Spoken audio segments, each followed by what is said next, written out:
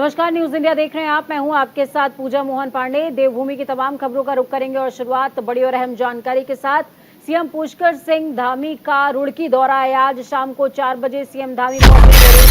CM के दौरे को लेकर सुरक्षा के कड़े इंतजाम। रुड़की में जनसंवाद कार्यक्रम का आयोजन होगा। मोदी सरकार के 9 साल पूरे होने पर होगा जनसंवाद कार्यक्रम। लोगों से सीएम पुष्कर सिंह धामी करेंगे जनसंवाद। कई योजनाओं के लाभार्थियों से भी होगा संवाद। तो मोदी सरकार के 9 साल पूरे होने पर जनसंवाद का कार्यक्रम। लोगों से सीएम पुष्कर सिंह धामी जनसंवाद करने वाले हैं। कई योजनाओं के लाभार्थियों से भी इस दौरान मुलाकात होगी, संवाद होगा।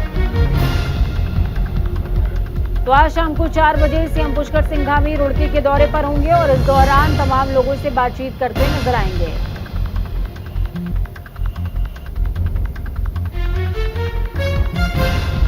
चले ग्राउंड जीरो का रुख करते हैं। संजय पुंडीर संवाददाता ग्राउंड जीरो से लाइव जुड़े हुए हमारे साथ में। संजय, क्या कुछ अपडेट है? सीएम पुष्कर सिंह धामी मोदी सरकार के 9 साल पूरे हो रहे हैं, इस उपलक्ष्य पे रुड़की का रुख करेंगे और तमाम योजनाओं के लाभार्थियों से भी इस दौरान बातचीत होगी।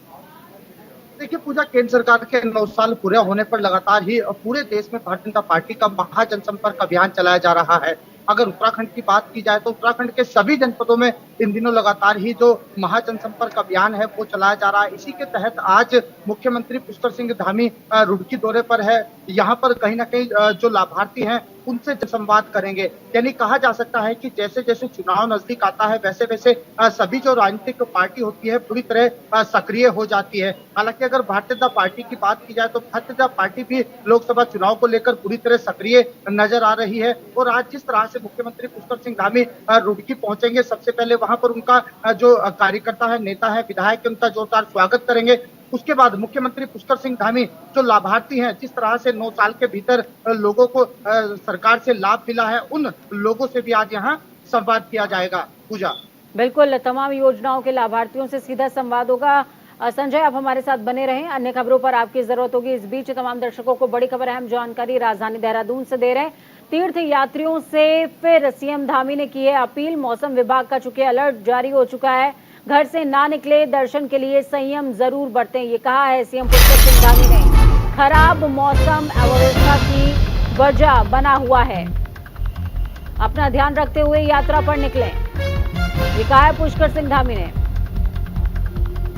उत्तराखंड के सीएम पुष्कर सिंह धामी ने राज्य में मौसम विभाग की तरफ से जारी किए गए अलर्ट को देखते हुए यात्रियों से संयम बरतने की अपील की है। सीएम धामी ने कहा कि मौसम खराब होने की स्थिति में कई बार यात्रा को रोकने का काम भी किया जा रहा है, इसलिए यात्रियों से भी लगातार निवेदन है कि जब भी उत्तराखंड आए तो संयम जरूर बरतें, आपकी यात्रा मंगलमय हो। देखिए, उत्तराखंड पहाड़ी राज्य है और मौसम की दृष्टि से उत्तराखंड राज्य कभी भी सामान्य स्थिति में नहीं रहता है। यही वजह है कि अपील करनी पड़ती है। किया हुआ है, इसलिए यात्रा बीच में रुक भी रही है और यात्रियों से, तीर्थ यात्रियों से हम लगातार ये अनुरोध कर रहे हैं कि मौसम की जानकारी लेने के बाद ही यात्रा को आगे बढ़ाएं। निश्चित रूप से वो अगर जानकारी लेकर यात्रा को आगे बढ़ाएंगे तो किसी परेशानी में नहीं पड़ेंगे। हमारा यह भी लक्ष्य है कि यहाँ आने वाले किसी यात्री को, किसी तीर्थ यात्री को, श्रद्धालु को कोई परेशानी नहीं आए।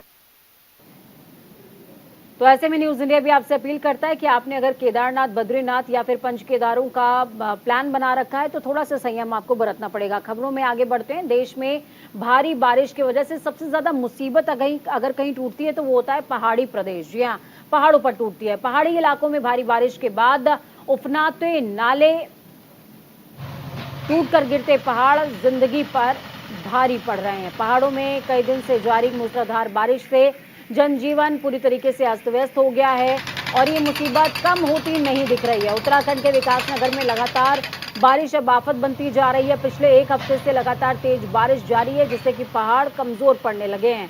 पहाड़ी क्षेत्र जौनसार, बाबर में पहाड़ियां भी दरकनी शुरू हो गई हैं, जिस वजह से सड़क मार्ग बाधित हुआ है। तो वहीं दूसरी ओर किसानों के लिए दिक्कत हो रही है। सब्जियों की फसल पूरी तरीके से खराब हो गई, जिससे मंडी में सब्जियों की कीमत में काफी ज्यादा इजाफा दर्ज किया गया। बेमौसम बारिश और मौसम विभाग ने अगले कई दिनों तक भारी बारिश की चेतावनी जारी की है।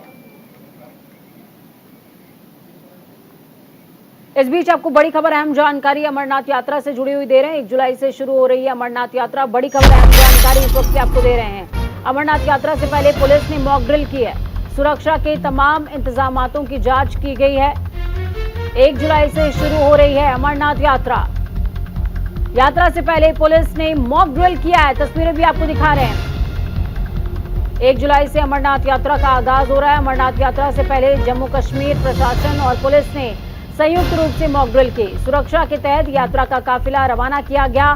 मौके पर मौजूद अधिकारियों ने सभी व्यवस्थाओं की जांच भी की है।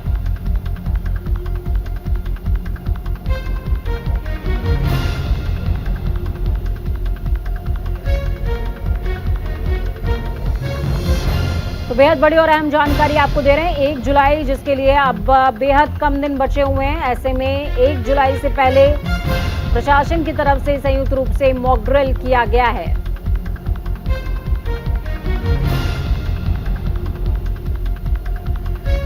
ग्राउंड जीरो का रुख करते हैं। संजय पुंडलीर जुड़े हुए हैं हमारे साथ में लाइव। संजय, अमरनाथ यात्रा श्रद्धालुओं के लिए जितनी बड़ी होती है, प्रशासन के लिए भी उतनी ही बड़ी है, सरकार के लिए भी उतनी ही बड़ी है। यही वजह है कि संयुक्त रूप से आज मॉक ड्रिल किया गया है। सुरक्षा के तमाम पैमाने जांचे गए हैं।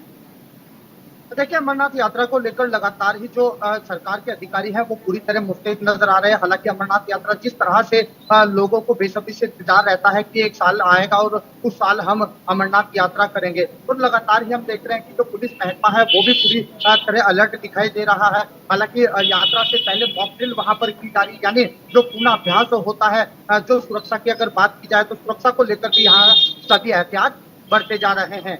पूजा, बिल्कुल, ऐसे में पहाड़ी क्षेत्रों की अगर बात करें या फिर संवेदनशील क्षेत्रों की बात करें तो क्या किसी तरह की चौकियां बनाई गई हैं, या स्वास्थ्य सुविधाओं की बात कर लें तो क्या कुछ व्यवस्थाएं हैं? संजय, देखिए पूजा, लगातार ही जिस तरह से चारधाम यात्रा शुरू हुई थी, ऐसे ही मौसम का बदलने का सिलसिला था वो भी शुरू हो गया था। हालांकि ये भी कह सकते हैं कि मौसम लगातार ही तीर्थ यात्रियों की परीक्षा ले रहा था, और जिस तरह से अब अमरनाथ यात्रा शुरू हो रही है उसको लेकर भी राज्य सरकार पूरी तरह अलर्ट नजर आ रही है। क्योंकि हम देखते हैं कि जब मौसम खराब हो जाता है तो जो पहाड़ी क्षेत्र होते हैं सबसे ज्यादा प्रभावित हो जाते हैं, यानी जो यात्रा मार्ग होता है वो भी पूरी तरह क्षतिग्रस्त हो जाता है, जिसको लेकर लगातार ही राज्य सरकार प्रयास कर रही है कि व्यवस्थाओं में कोई भी कमी ना रहे। हालांकि अगर स्वास्थ्य सेवाओं की बात की जाए तो वो भी जगह जगह बनाए गए हैं, स्वास्थ्य शिविर लगाए गए हैं, और पुलिस महकमे की बात की जाए तो जगह जगह चेक पोस्ट बनाए गए हैं, और यात्रियों से भी लगातार कहा जा रहा है कि अगर मौसम खराब होता है तो आप यात्रा ना करें। पूजा, बने रहिए हमारे साथ संजय। अहम जानकारी आपसे अन्य खबरों पर भी जरूरी होगी। इस बीच बता दें कि central board of secondary education ने देहरादून रीजन के 10 स्कूलों की मान्यता खत्म कर दी है। जिन स्कूलों की मान्यता रद्द हुई है उनमें 10वीं और 12वीं की अगर बात की जाए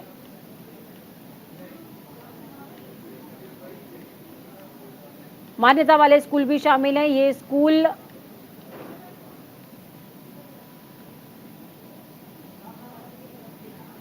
ये सभी स्कूल प्रोविजनल मान्यता पर चल रहे थे। इनमें उत्तराखंड और यूपी के स्कूल भी शामिल हैं। बोर्ड अधिकारियों के मुताबिक इन स्कूलों में बोर्ड परीक्षाएं नियमित तौर पर नहीं हुई, साथ ही मान्यता संबंधी कई नियमों की अनदेखी की गई। सीबीएसई के संयुक्त सचिव एफिलिएशन की ओर से इन सभी स्कूलों की मान्यता रद्द करने के आदेश जारी किए गए हैं। आदेश की प्रति संबंधित शिक्षा विभाग के अधिकारियों और दून रीजन के क्षेत्र अधिकारी डॉक्टर रणवीर सिंह को भी भेज दी गई है। सीबीएसई अभी बहुत बड़े स्केल पे काम कर रहा है, और हमारे टोटल अभी तक जो है 17 रीजनल ऑफिसेज और 17 सेंटर ऑफ एक्सीलेंस पूरे भारत में है, और लगभग 30,000 स्कूल्स हैं, और जिनमें से कि 400 स्कूल्स हमारे बाहर 26 देशों में भी है। तो उसमें ये अब सारी काम हो रहा है कि भाई जो स्कूल्स बच्चे स्पॉन्सर नहीं कर रहे बोर्ड एग्जाम के लिए, और जिन स्कूलों में छात्र संख्या बिल्कुल कम हो रही है, क्यों हो रही है उस पर काम चल रहा है। अभी पीछे हमने सर्वे भी करवाया बोर्ड ने, जो बच्चे 2-3 साल से स्पॉन्सर नहीं कर रहे, छात्र बोर्ड एग्जाम के लिए स्पॉन्सर नहीं कर रहे, तो उसी कारण से इन 10 स्कूलों की, जिसमें कि उत्तर प्रदेश का जो हमारे पास परिक्षेत्र है वेस्टर्न यूपी का, 3 स्कूल उसके हैं, बाकी 7 स्कूल। संजय जुड़े हुए हैं हमारे साथ इस खबर पर भी लाइव। संजय, क्या कुछ अपडेट है? देखिए, कई सारे स्कूल ऐसे हैं जिनकी मान्यता रद्द कर दी गई। अब ऐसे में सवाल ये उठता है कि अगर 1-2 बच्चे भी इस स्कूल में 10वीं या 12वीं से संबद्ध हैं तो उनके भविष्य का आखिरकार क्या होगा? क्या उन्हें किसी अन्य स्कूल में शिफ्ट किया जाएगा या उनके लिए सरकार ने कुछ सोच रखा है? देखिए, सीबीएसई बोर्ड ने कहीं ना कहीं 10 स्कूलों की मान्यता रद्द कर दी है। इसमें 10वीं और 12वीं के दोनों ही स्कूल शामिल है, क्योंकि हम देख रहे हैं कि लगातार ही जो शिक्षा महकमा है वो काफी दिनों से शिकायत मिल रही थी कि जो कुछ स्कूल हैं वो कहीं ना कहीं नियमों को अनदेखा कर, ये भी कह सकते हैं कि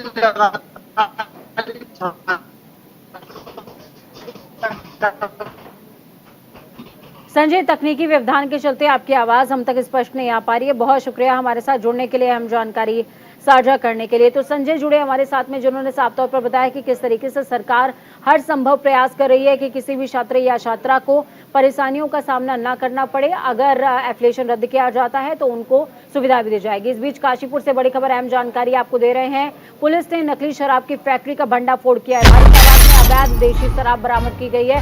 नकली शराब बनाने की मशीनें भी बरामद हुई है। लोगों की जान के साथ खिलवाड़ किया जा रहा है। सरकार को राजस्व का चूना लगाते थे ये लोग। गूलर भोज गदरपुर में केमिकल से शराब बनाई जाती थी। उधम सिंह नगर पुलिस ने नशे के खिलाफ नकली देसी शराब की फैक्ट्री का भंडाफोड़ किया है।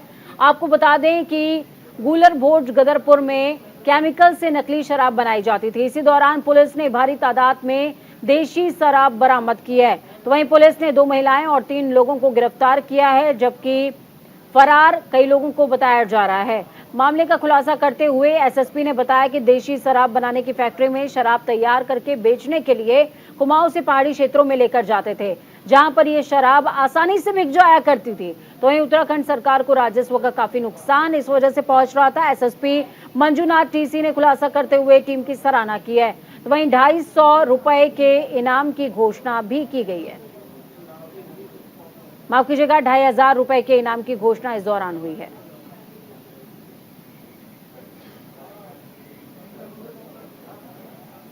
तो वहीं आपको बता दें कि उत्तराखंड सरकार की योजनाओं को लेकर सीएम पुष्कर सिंह धामी ने वरिष्ठ अधिकारियों को सभी जिलों में जाकर कार्यों की समीक्षा करने के निर्देश जारी किए हैं, ताकि जनता तक केंद्र और राज्य की हर योजना पहुंच सके।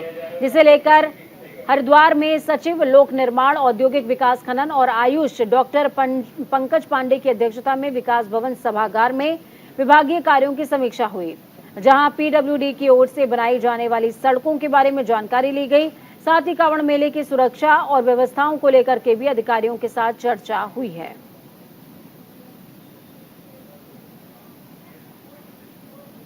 हर महीने किसी एक जनपद में जाएंगे, उसका लोकेशन भी किया गया है।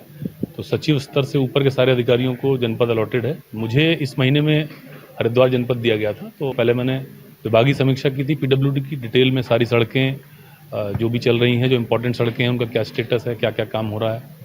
कांवड़ से रिलेटेड जो इश्यूज थे उनको हमने टेकअप किया। जो मेरे विभाग से रिलेटेड हैं वो हमने रिजॉल्व कर लिया। जो छोटे मोटे इश्यूज थे, क्योंकि वहाँ पे विभागीय सारे अधिकारी थे, हमारे साथ रहे हैं पूरे टाइम, तो उनको भी बताया गया इसको रिजॉल्व करने के लिए, और रिटर्न में भी पूरी चीजें डाली जा रही हैं, जिससे कि फॉलो करने में आसानी हो कि वास्तव में वो समस्या का समाधान हुआ कि नहीं।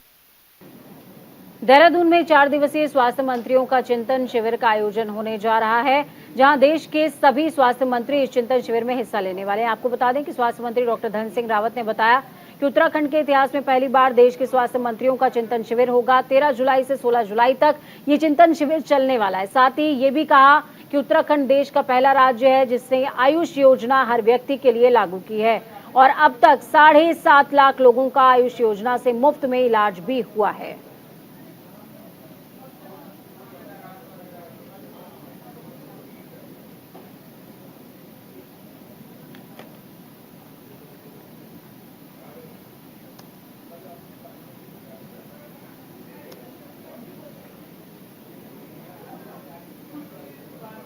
उत्तराखंड के इंटरनेशनल चैंपियंस से जुड़े कई खिलाड़ियों का जत्था लक्सर रेलवे स्टेशन से नेपाल के लिए रवाना हुआ।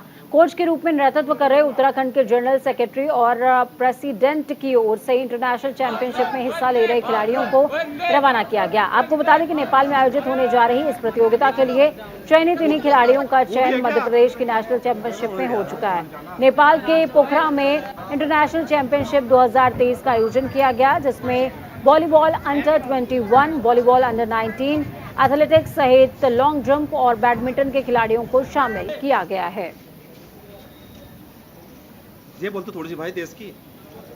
भारत वंदे मातरम, भारत माता की जय, भारत माता की जय, वंदे मातरम, वंदे मातरम, वंदे मातरम, वंदे मातरम, भारत माता की जय। आ जाती है कोच पे, जो जहाँ भी खेलने के लिए बच्चे जा रहे हैं, और हम तो फिर भी अदर कंट्री में जा रहे हैं नेपाल खेलने के लिए। सभी बच्चों की बहुत बड़ी जिम्मेदारी का काम है चीज़ देखने के लिए ना, और जो भी जिम्मेदारी होगी वो मैं पूर्ण तरीके से अपनी निभाऊंगा। मेरी बच्चों से ये कि ज़्यादा नहीं लेकिन 90% तो हमारे बच्चे इंडिया के अपने देश के लिए कि 90% गोल्ड मेडल लेके आए। सुरक्षा के बारे में कि जो भी फेडरेशन है हमारी, उन्होंने हर प्रकार की फैसिलिटी या सुविधा हर चीज़ की मतलब कर रखी है। सबसे बड़ी जिम्मेदार आ जाती है कोच पे, जो जहाँ भी खेलने के लिए बच्चे जा रहे हैं, और हम तो फिर भी अदर कंट्री में जा रहे हैं नेपाल खेलने के लिए। सभी बच्चों की बहुत बड़ी जिम्मेदारी का काम है चीज़ देखने के लिए ना, और जो भी जिम्मेदारी होगी वो मैं पूर्ण तरीके से अपनी निभाऊंगा। मेरी बच्चों से ये कि ज़्यादा नहीं लेकिन 90% तो हमारे बच्चे इंडिया के अपने देश के लिए कि 90% गोल्ड मेडल लेके आए। सुरक्षा के बारे में कि जो भी फेडरेशन है हमारी, उन्होंने हर प्रकार की फैसिलिटी या सुविधा हर चीज़ की मतलब कर रखी है। यहाँ पे सिंथेटिक ग्राउंड ना अवेलेबल होकर हमने जो भी नियर बाय में हमारे ग्राउंड्स हमें अवेलेबल मिले, हमने वहाँ पर तैयारी करी, और जो जितना भी हो सके हमने उतनी कठिन तैयारी करी है। अब कंपटीशन तो हम पूरा टक्कर का देने वाले हैं। बाकी पूरी उम्मीद है कि हम गोल्ड मेडल लेके आएंगे। और बस, जय हिंद, जय भारत। कहाँ पे जा रहे हो? मसूरी में शहीद स्थल झूला घर के पास चौराहे पर पूर्व प्रधानमंत्री स्वर्गीय इंदिरा गांधी की प्रतिमा पर वाड़ के थैले रखे हुए हैं, जिसको लेकर के कांग्रेस ने तीखी प्रतिक्रिया दी। और कांग्रेस अध्यक्ष अमित गुप्ता ने कहा कि ये नगर प्रशासन पालिका का दायित्व है कि शहर में जो भी महापुरुषों की प्रतिमा लगी है उनकी देखभाल और रखरखाव किया जाए। अगर नगर पालिका और प्रशासन ने जल्द से जल्द इंदिरा गांधी की प्रतिमा से मलबा नहीं हटाया, साथ ही उसका सौंदर्यीकरण नहीं किया, तो कांग्रेस आंदोलन करने के लिए मजबूर होगी। का कार्य हो रहा था, वहाँ पे मलबे का ढेर लगा दिया गया था। फिर मेरा आग्रह किया गया स्थानीय प्रशासन से कि उसको वहाँ से तुरंत हटाया जाए, तो उसको हटा दिया गया था। लेकिन आज फिर वही दुर्दशा। एक तरफ तो हम कहते हैं कि हमारे महापुरुष हैं, और इनकी जब हम मूर्तियां लगाते हैं अपने शहर के अंदर, तो उनका रख रखाव की जिम्मेदारी स्थानीय निकाय की होती है, और स्थानीय निकाय को इस और पूर्ण ध्यान देना चाहिए। और अभी भी आपके द्वारा मेरे संज्ञान में आया है कि वहाँ पर फिर से वही मलबा और वही वहाँ पे नाला खुला चल रहा है, मलबा से ढकी हुई है। मूर्ति के ऊपर भी कहीं ना कहीं मलबा रखा जा रहा है। तो उनका आश्वासन मुझे दिया गया था कि वहाँ पर एक सुंदर चबूतरा और मूर्ति का जो रखरखाव के लिए उसका शेड बनाया जाएगा। तो इस बीच आपको बता दें कि खबर लक्सर से है, जहां पर साथियों के साथ साथ घर से गया किशोर 26 दिनों बाद भी लौटकर घर नहीं पहुंचा। दरअसल लापता किशोर के परिजन इकलौते बेटे के गम में रोजाना पुलिस के चक्कर काट रहे हैं। फिलहाल पुलिस ने उसके साथियों से पूछताछ कर छोड़ दिया है, तो वहीं परिजनों का पुलिस के प्रति आक्रोश बढ़ रहा है। पीड़ित परिजनों ने पुलिस चौकी के बाहर मीडिया कर्मियों को अपनी पीड़ा बताई है कि मामले में गुमशुदगी की रिपोर्ट दर्ज करा ली, लेकिन अब तक पूछताछ की जा रही है। एक मेरे महल्ले का लड़का ले गया आज, वो तो वीडियो फिल्म से पता लगा। 5 दिन बाद आ गई, कह रहा मेरे साथ गया ही नहीं, मुझे नहीं पता। फिर जो हमने वीडियो फिल्म दिखाई, उस वीडियो फिल्म दिखा कर फिर कह रहा जी हाँ है था, वो अड्डे पर छोड़ दिया, कहीं रुड़की छोड़ दिया, कहीं कलियर छोड़ दिया। 4 दिन बाद 8 दिन बाद कह रहा जी वो क्यों डूब गया, किसी को सूचना कर देता, वहां से मुझे आंख बता देता।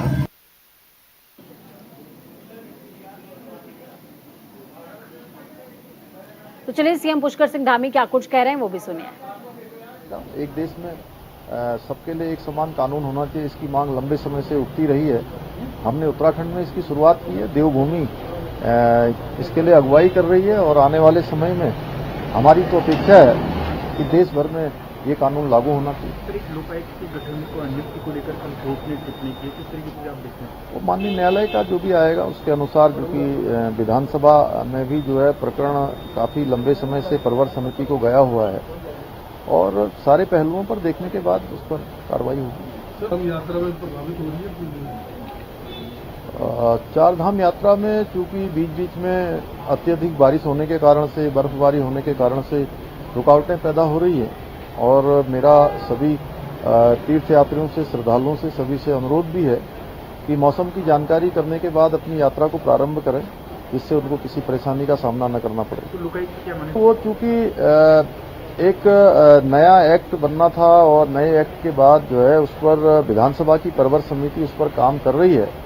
परवर समिति का अभी निर्णय नहीं आया है।